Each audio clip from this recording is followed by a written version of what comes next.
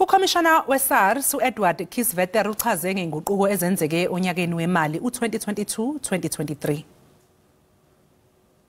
In the last year, we have had over 21 million engagements with taxpayers through various channels.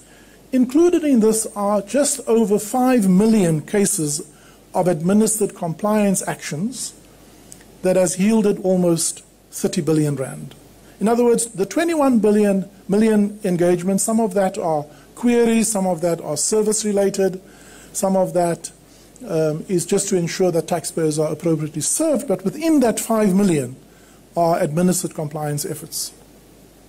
The total compliance revenue this year represents a 5.4% growth, or an additional 12 billion, and has contributed 13.5% of the total revenue that I've announced. Through the compliance program, the tax register has also grown by 5.4% and has contributed 7.8 billion of the revenue that we've announced.